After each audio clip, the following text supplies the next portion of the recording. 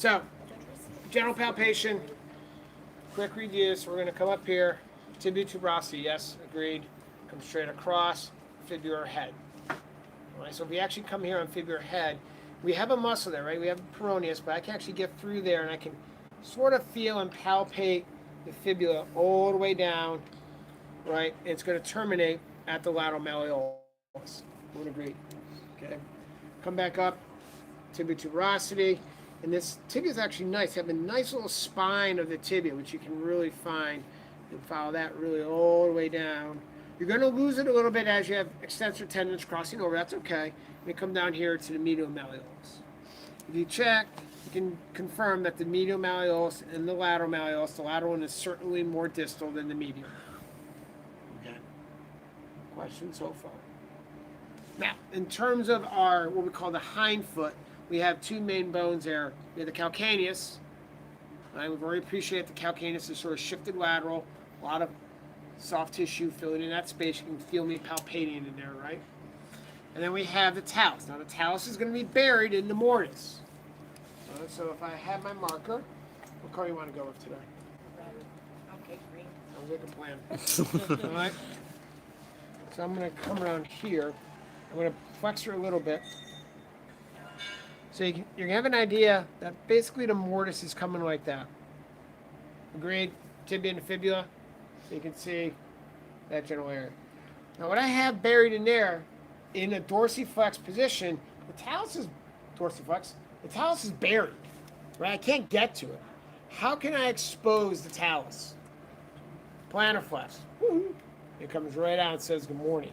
Now the aspect of the talus you're going to palpate and feel right here, that's going to be the trochlea or the dome of the talus. Okay, the trochlea dome. Trochlea is basically like a spool shaped. There's going to be trochleas all over the body. This is the trochlea of the talus. It's a nice little rounded area. And on the board, that's what we saw, that shiny halogen cartilage. That was the trochlea. Everyone agreed? All right.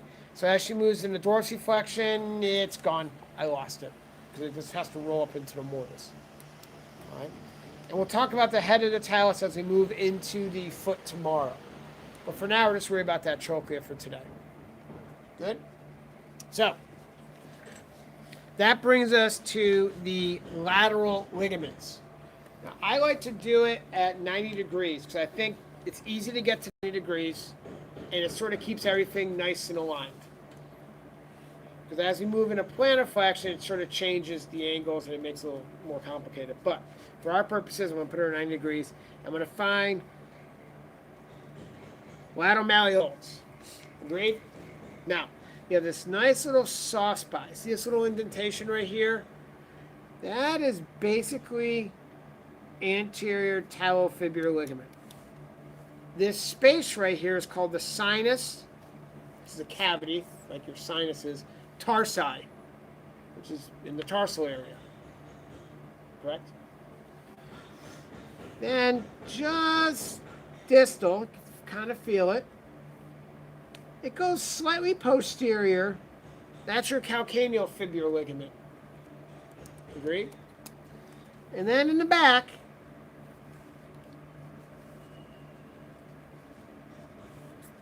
posterior talofibular ligament.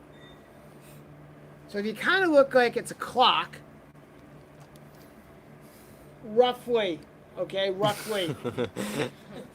around 9 o'clock is the anterior talofibular. And by the way, it flip-flops to the other leg, just so you know. About 5:30-ish, 6 o'clock-ish is calcaneal fibular.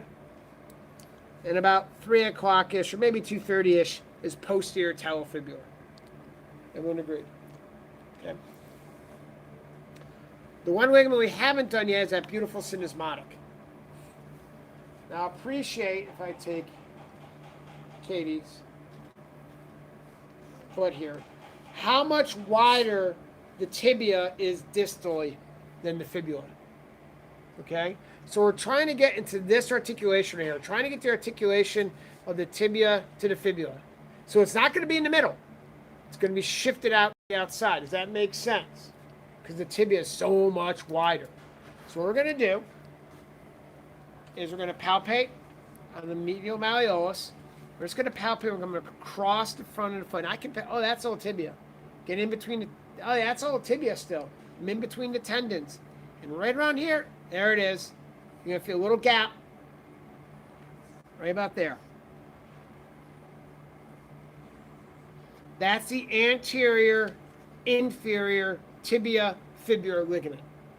You're going to notice that it's higher than your anterior talofibular, and it's more anteriorly located, almost on the front of the leg. Okay? Obviously, you have a posterior one that runs right back there. Okay? Does that make sense? But these are our main 4 lateral ligaments that you're going to get with an ankle sprain. So now watch this. So see if this happens. I'm hoping it happens. According to the articles and your own knowledge, what position is the ankle in most often when it gets sprained? Don't do it yet. Plantar flexed and inverted. Now, it's not going to be perfect, but we're hoping that as we do this, that little green mark should stretch. Fingers crossed. This is on YouTube, so it doesn't work. I'm blaming Chad.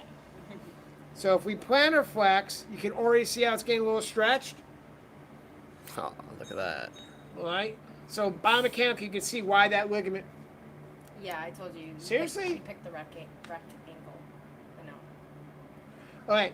If she happened to have a ligament there, which she clearly doesn't, where did you trash I that, know, didn't you? I All right. Does that make sense? Everyone with me? All right. Lateral ankle complex. So if we were actually palpating, I would find the malleolus here, here, here. Now I could find it by kind of rolling my finger up and getting this gap, or I could start on the medial side and work my way over. Depends on what's faulting your bow at that particular time. Do you want to do this right now, or could just go on to the medial side? I agree. Let's just go on the medial side because it's very easy. So we're going to take this leg. Again, 90 degrees. This is the deltoid. And you have basically 4 ligaments.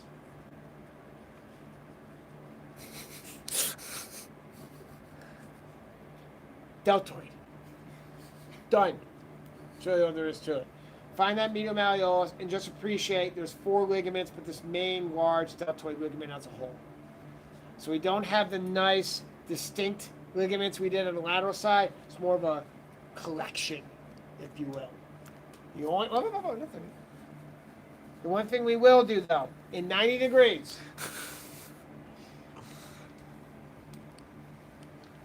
so if I have it in 90 degrees, please note that the tibia is vertical.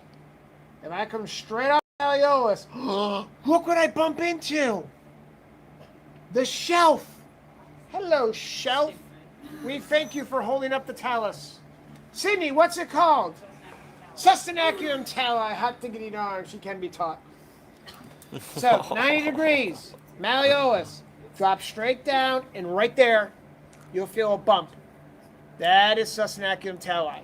If you're really good, you can then actually come underneath, because this is all soft, right? It's not bone. I can actually get up and try to actually get up underneath the Sustanaculum tali. Remember, any discomfort your model is feeling does not hurt you at all, okay? Which is also why don't ever beat a model first. Because whatever you do to them first, and when you switch, they will do back to you tenfold. But that makes, go back up to 90, there you go. Malleolus, drop down, and you'll feel a Sustanaculum tali, the shelf. Does that make sense? And it's buried in that deltoid ligament area. It's really all there is to the ankle. It's a little complex, but if we walk through it, it's actually not that bad. Good? I hope everyone washed their feet because we're going through ankle. Here we go. Ankle. Look at the difference on this side when